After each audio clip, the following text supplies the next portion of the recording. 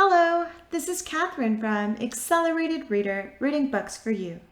Today, I will be reading 'Twas the Night Before Christmas and Santa Needed a Pooh by Paul Wennersberg-Løvholen, illustrated by Ivette Schmidt. Before I begin reading, I would like to give a big thanks to the author for sending me this book to read on my channel.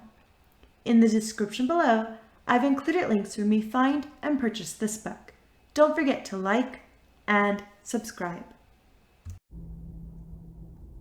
'Twas the night before Christmas, and all round the world, all the children lay dreaming, all the good boys and girls. Their mammas and papas downstairs they slept, the decorations hanging, dinner finally prepped. They'd hung up and left out their stockings and sacks, and a little something for Santa, a glass of milk, and some snacks. But whilst they all slept, the North Pole was a bustle. With all the presents to pack, the elves needed to hustle. Meanwhile, Santa was busy double-checking his list to make sure that no child was going to be missed. The sled was finally loaded, reindeers ready to fly. It was time for old Santa to bid Mrs. Claus goodbye. Now let me fix that hat and take a good look at you. And before you go, you should pop to the loo. Oh, that's all right, Mrs. C. I don't need to go. And with that, he hopped in his sled with a big ho, ho, ho.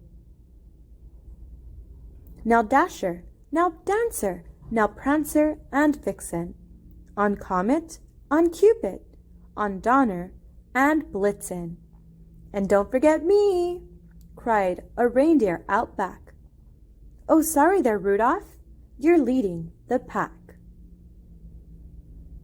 Santa first flew to Australia, then Japan, then Norway, helping himself to the snacks on the way. Soon Santa was stuffed. He'd eaten more than enough. Now, can you guess what Santa needed to do? That's right. Poor old Santa needed a poo. But where to poop was the question. Where could Saint Nick go? By the snowman? Down the chimney? Underneath the mistletoe? Then Santa looked down, on his face a big frown, for his bright red suit had turned suddenly brown. His cheeks went bright red, his nose like a cherry. Suddenly, Santa wasn't feeling so merry.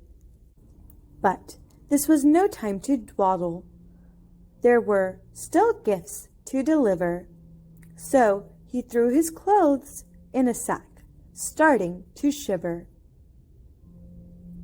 Then grabbed 2 huge presents, and down a chimney he popped. But as he reached the Christmas tree, suddenly he stopped. Stood there in the doorway, much to his surprise, stood 2 little children with wide open eyes. The children stood in shock, their mouths big wide O's, as Santa let out a slightly embarrassed ho, ho, ho. He had a broad face and a little round belly that shook when he laughed like a bowlful of jelly. He was chubby and plump, a right jolly old elf, and the children laughed when they saw him in spite of themselves. Then they shouted out, "Santa!" faces full of delight. Father Christmas, in his birthday suit, what an unexpected sight.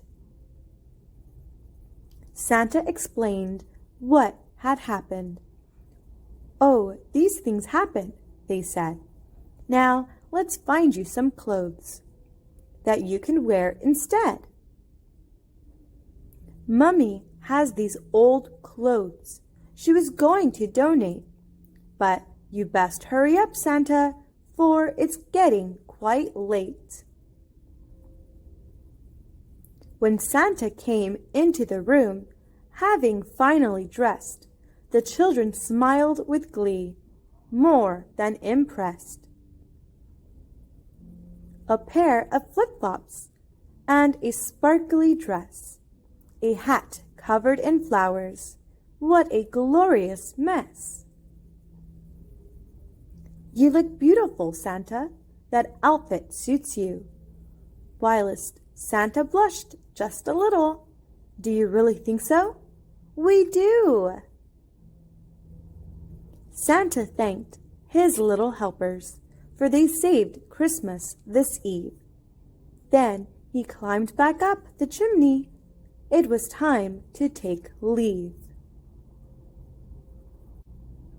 He hopped into his sleigh and took off into the night, his dress twinkling like the stars beneath the moonlight, and they heard him exclaim as he flew out of sight, "Happy Christmas to all, and to all a good night."